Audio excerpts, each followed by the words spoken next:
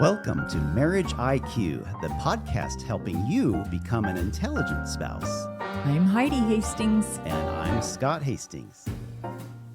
Welcome back to Marriage IQ, everyone. We're really happy that you've joined us today. Have you ever thought, I really love my spouse, but I really no longer desire them sexually? I talk to a lot of women who are facing exactly that, and I think men too.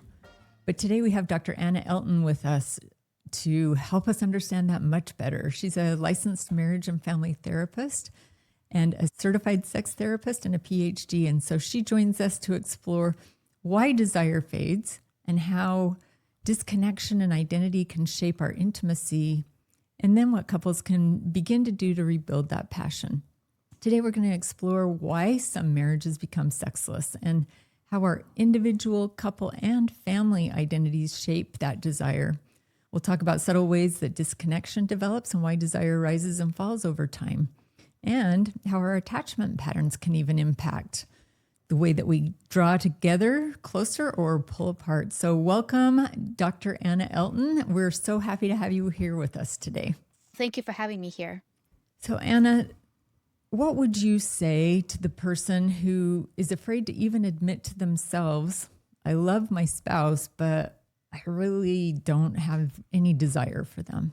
I would say it's absolutely normal. I've been seeing this over and over and over in sessions with my clients. And that reason became a reason for my book and also my dissertation. So when I went back to school to get my PhD, I focused on low desire and mismatched desire in long-term relationships. What is desire? Like, how do you even define it? Well, desire is in your head, right? So it's the psychological piece of the physical act. Okay.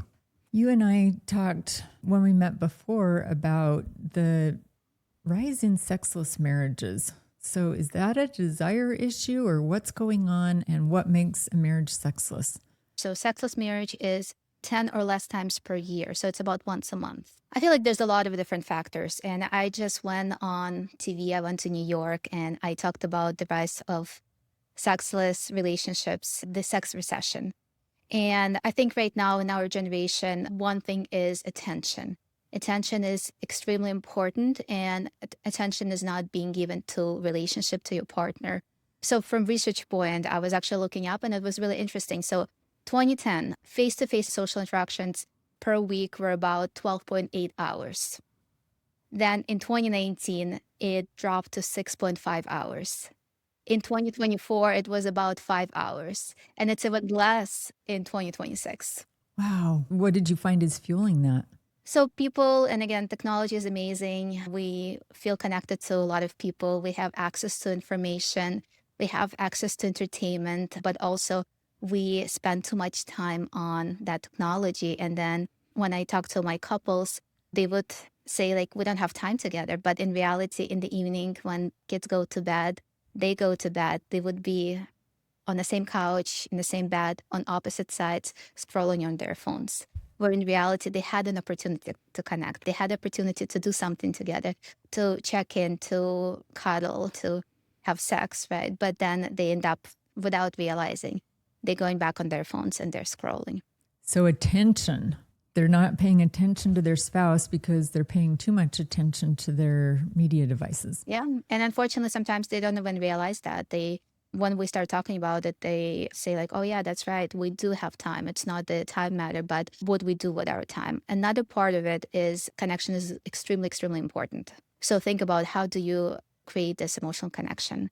So when you first meet your partner, you tend to give them a lot of attention. You tend to talk with them a lot, right? So back in the 1970s, this model was developed, social penetration theory, which is ironic, right? So the social penetration theory helps with the actual penetration in the relationship. So you get to know someone. So think of the onion. We have the layers of the onion. And then when you meet someone, you start on the outer layer of the onion. You share information about your likes, dislikes, your hobbies. And then as you get to know someone and create that more intimate connection and relationship, you start sharing your fears, your dreams, aspirations. And then at that point, you commit with that person, right? You create a relationship, marriage.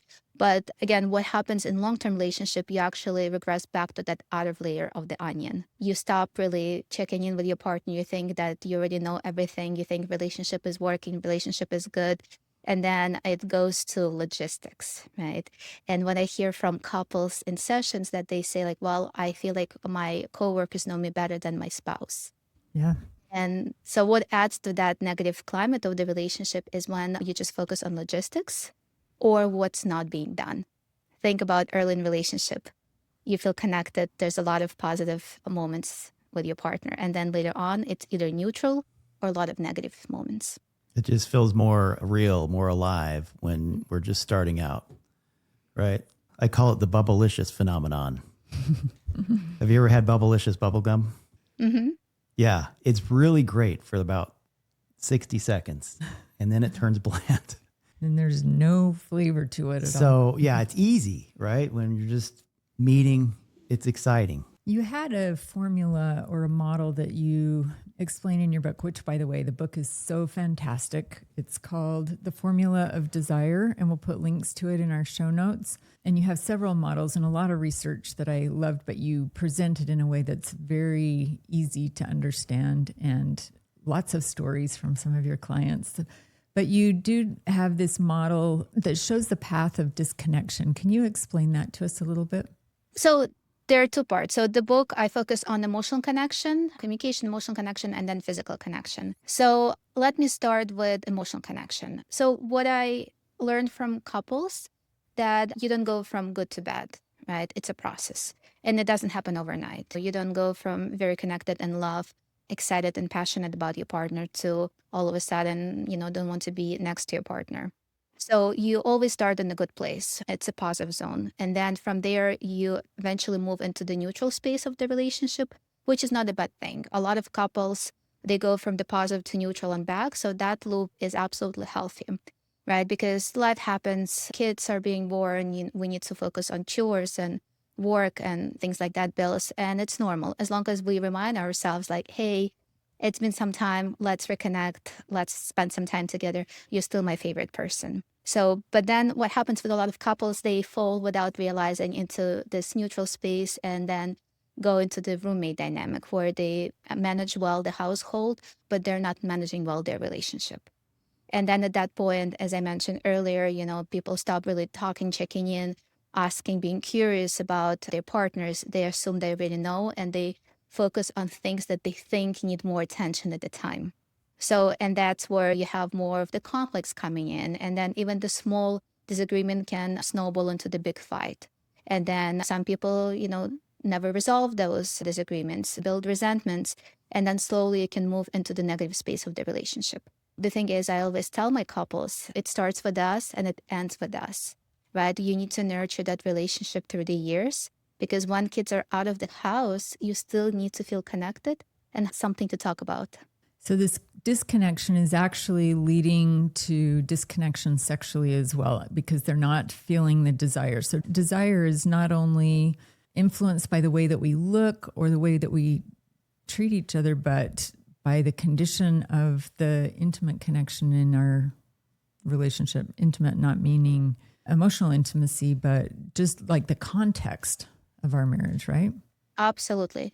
And so this is where it's really, really important. And again, like physical intimacy, usually the one that declines first before anything else. To bring it back, it's important to start small. And, when people feel extremely disconnected and don't know where to begin, I always say start with the way you view your relationship and your partner. So for 1 week, do this experiment.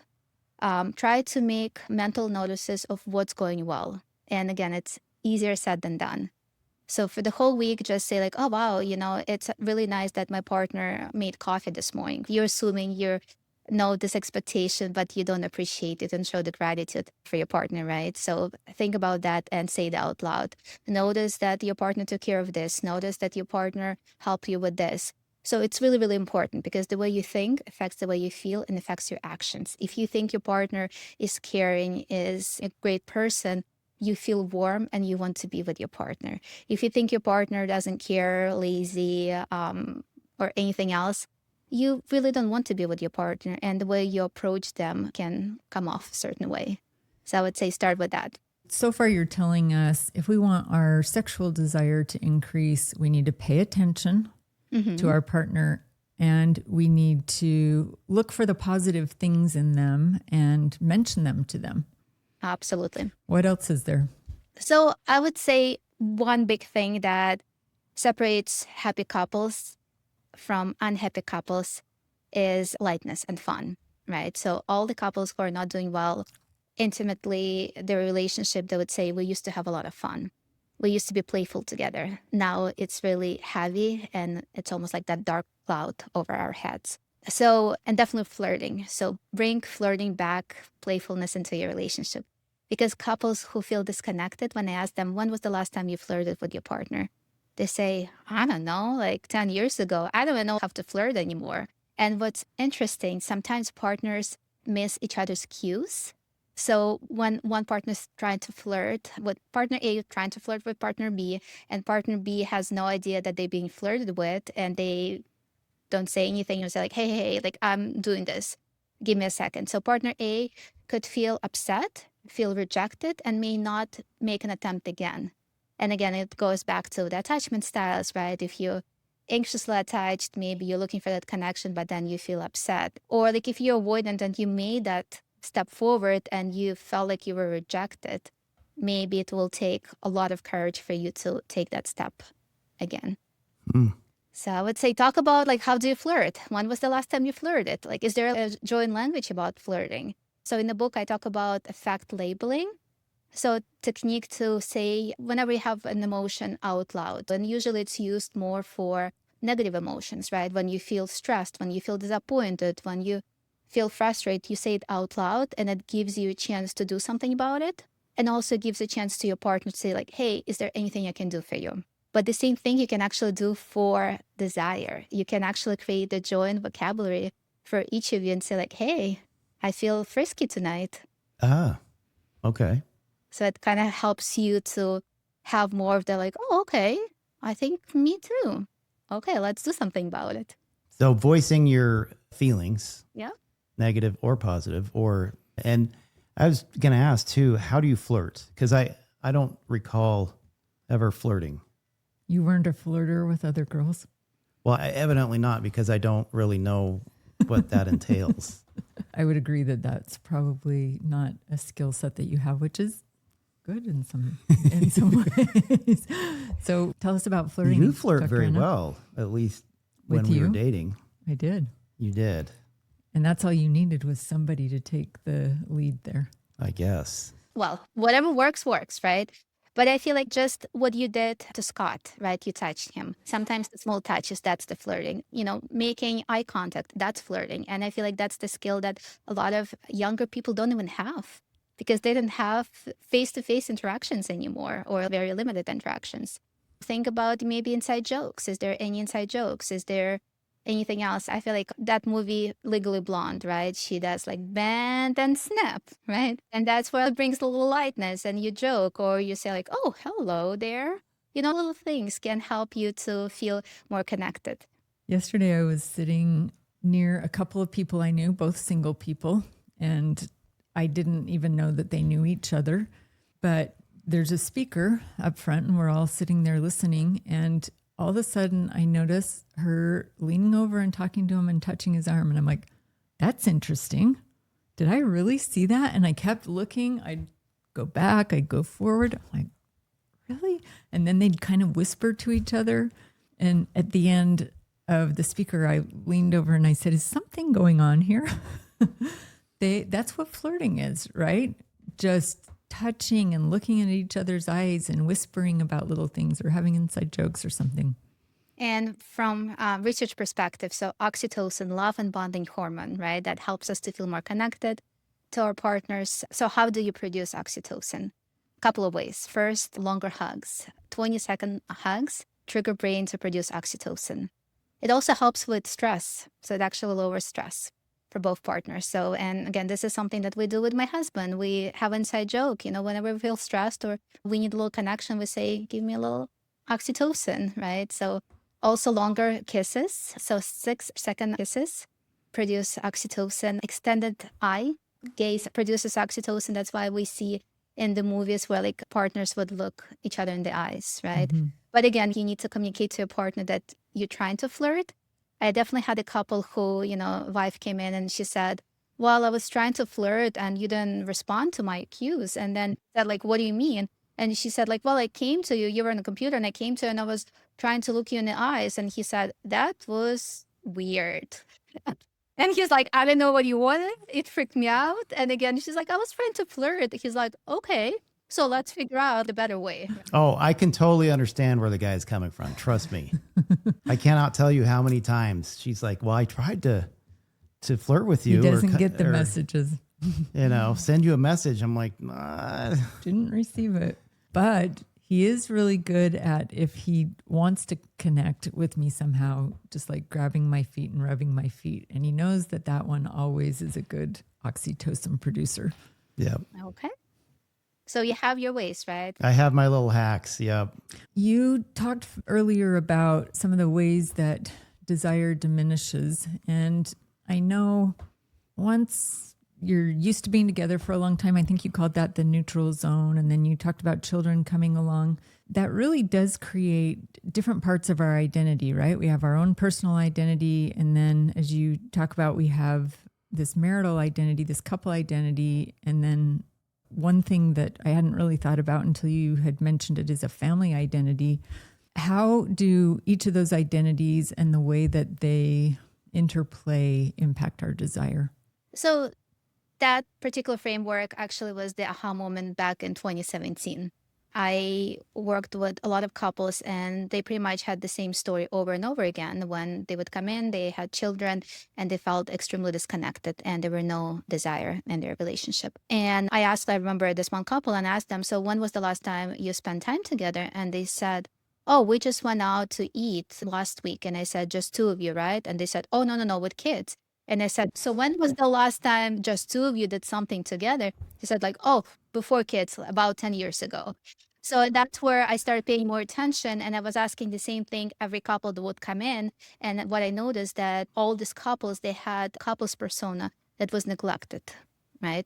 So the whole idea is when you're single, you develop your individual persona with your likes, your self-care, things that helps you to fill your cup. When you meet your special person, you create additional persona, couples persona, with the things you do as a couple. So at that point, you need to juggle both. You can't just be with your partner and neglect your individual persona because then it will be toxic dependence, right? We want to make sure that we are healthy individuals and we have a healthy relationship. And then also we can't just spend time with our friends or doing our hobbies without giving attention to our partner, because then partner probably won't want to be with you because they're not getting any attention. And then the third persona is being developed when we have children. It's the family persona. And what I see with a lot of couples, they tend to focus a lot on family persona.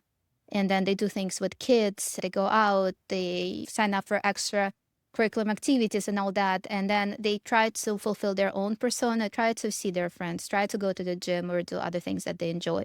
But they tend to really neglect their couple's persona. And usually they say like, well, we don't have time for this. But again, it's, like one of the things that I talk in my book, it's one of the elderly couples that I talked to, they were in their late 70s. And what they said that they made a selfish decision to fulfill that couple's persona. And that quote unquote selfish decision that they made helped them to stay together because what starts with us ends with us. So how does an imbalance in those three areas impact desire?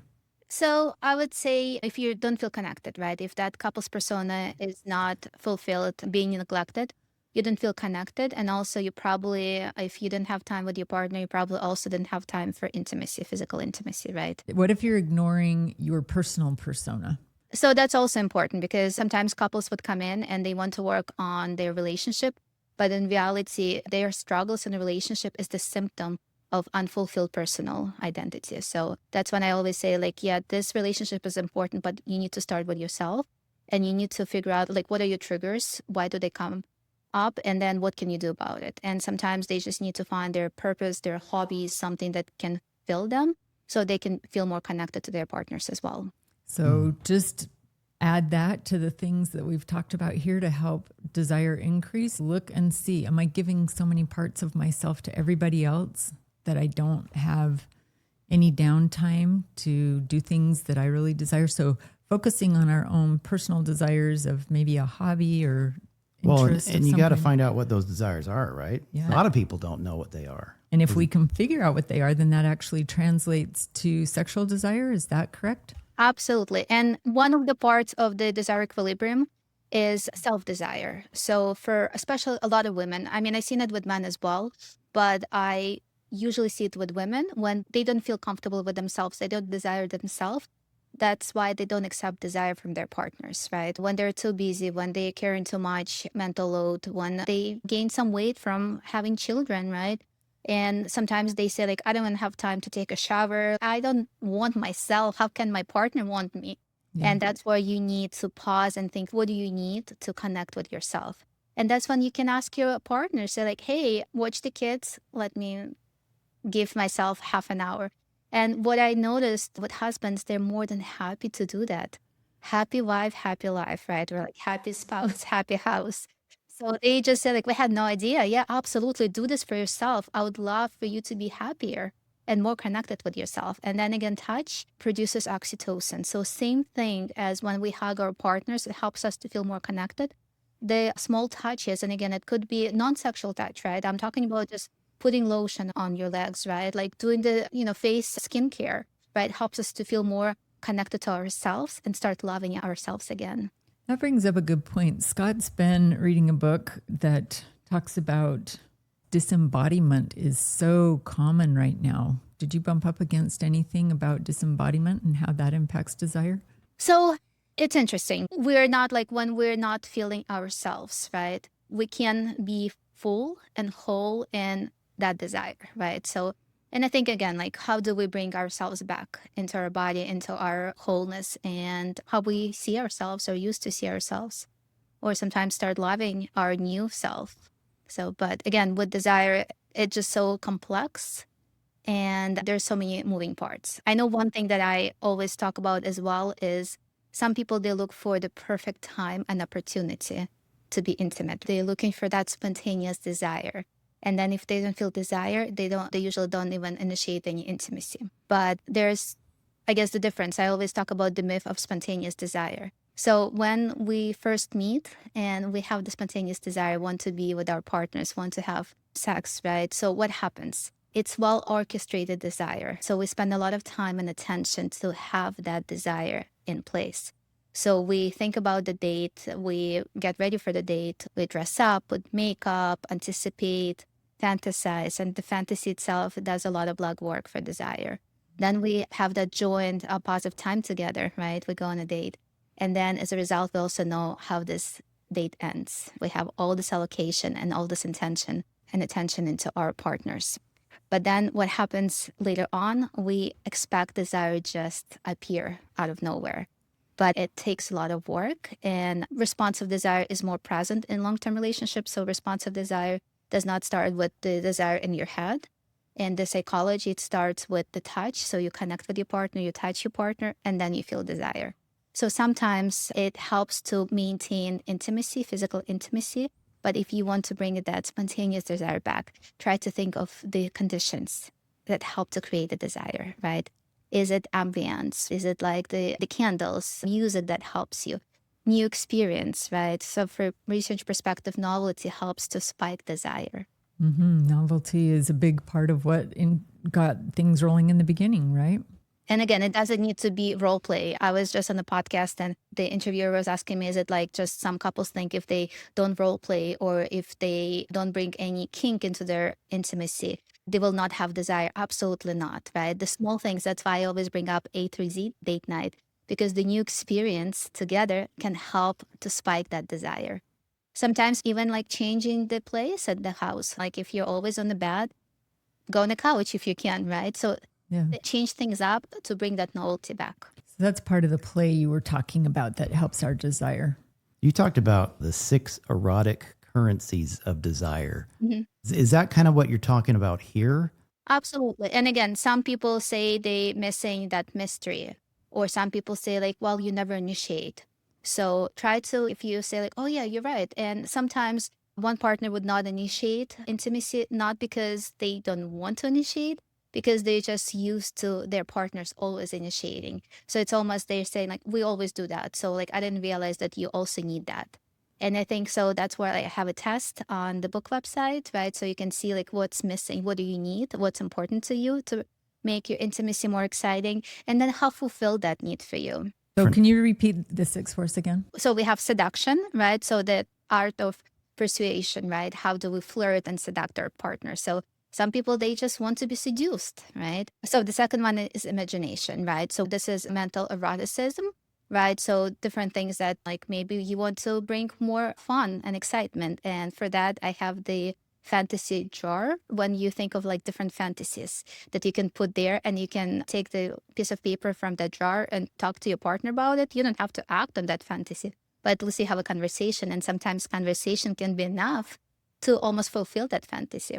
Then you have the receptivity. So like how open you are to actually accept what your partner is trying to offer you. And then we have initiation, right? A lot of actual people, they miss that initiation part when you take action and you show desire towards your partner. Then we have validation, right? So this is when you have affirmation. And again, it can be physical, it can be verbal affirmation that whatever your partner is doing, you're excited about. Because sometimes you have no idea you're doing something and you don't talk about it, you don't give each other score, but you say like, oh, wow, that was actually really hot. That sometimes is the missing part for some couples to say like, oh, wow, that was definitely better. And then the last one is mystery, right? So that's where like, how do you create that mystery? How do you create that distance or something more exciting? And then in my book, I talk about permission to be unknown and consensual uncertainty. So that's when you go on a date, you actually create more play with that. For example, you take your partner on a date and they have no idea where they're going to take them.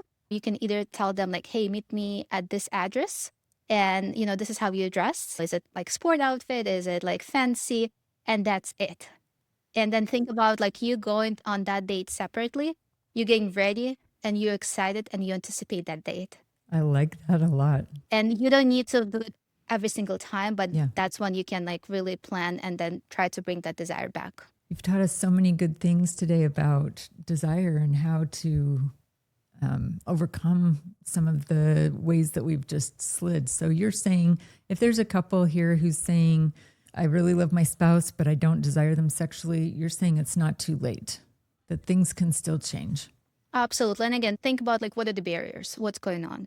And sometimes it's very simple. And a lot of people will be so surprised how simple things are. So I work with a couple and again, 2 kids, been married for some time, busy lives, busy careers. And then they didn't have intimacy for a long time. And then they were in sexless marriage. She just said, I don't have any desire. And when you think of that desire, it can be affected by a lot of things. It can be affected by emotional climate of the relationship. It can be affected by hormones, right? But also stress. It also can be affected by medication. Even Tylenol can affect your desire, which is interesting, right? But in their case, they were just not connecting. She needed that emotional connection. And what they started doing, one simple thing. So they started with trying to see what's going well in the relationship, make mental notes and say it to your partner. But then also another thing, they start checking in 5 minutes a day. That's it. So 5 minutes a day, when they come in from work, they say like, hey, how was your day? I missed you. Tell me how you've been doing. And then when they start doing it every day, like when they cook dinner, after dinner, 5 minutes a day help them to feel more connected and be more intentional. And then she said, wow, I have desire for my partner, which was really, really interesting. And then summer happened and then they came back and they told me that they actually fall back into that like sexless marriage once a month. And I said like, what changed? They said, actually, we stopped doing the check-ins. I was like, interesting. Wow. That is a great I would say recipe that's then. probably the norm. Most people stop doing what they're doing because it's hard to swim upstream your whole life, but that's what's required. You got to swim upstream all the time. If you want to If you're going to get marriage. better, if you're going to get better at your job, if you're going to get better at your, anything in life, you have to swim upstream, and it's just easy. That's one of the first things to go is the marriage when other stresses are going on in life, right? So we have to be extremely intentional Absolutely. And again, this is where when you think about that relationship model, right? Positive, neutral, negative. So that couple that I just described, they were not in negative space anymore. So when they originally came in, they were in negative space and neutral space, right? That loop was happening in their relationship. So right now they're in the positive and neutral space in the relationship, and they know exactly what happens when they start slipping into the negative space and what to do about it. So then when they came in and they do self-check-ins, so they're like, yeah, it sounds like we're in that like neutral space. So we need to step up our game. Let's schedule a date night. Do they have a time set apart during the week that they can say, okay, where are we? Are we neutral? Are we positive? Are we negative? Or is it just when they come into you? This is where when they come in to me and they reflect on it, but they have the language. So they actually can say it like, oh, we're actually, moving to the neutral space. So, or like we're getting closer to the negative space. So they know like what are the signs and then also what they need to do. And then when they say it out loud, same as like when you express the emotions, right? It's time for you to do something about it.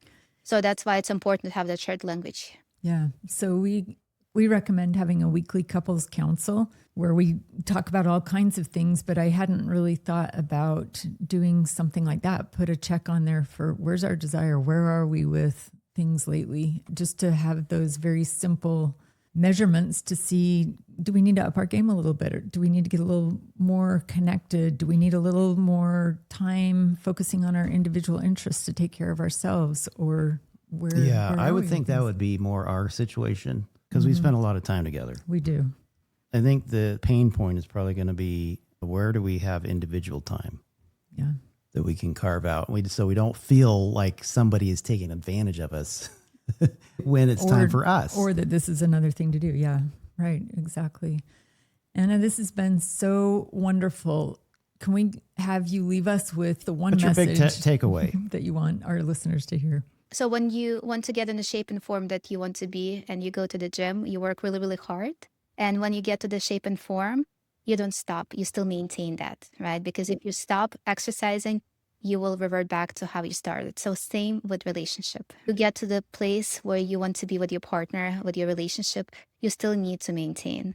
And I would say give yourself grace, give your partner grace, and never stop connecting and never stop flirting. I think it's important.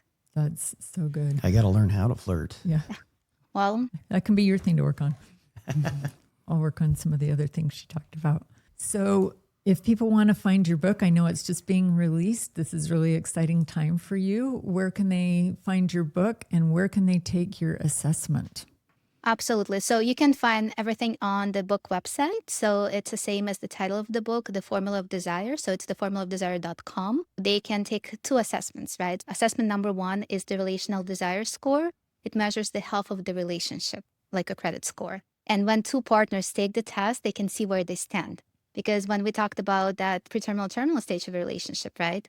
You can actually see because one partner can be, there's 5 tiers. One partner can be in tier 4 or 5, which is good, right? That means that their needs are met, but they can't assume that their partner's needs are also met and they're also in tier 4 or 5.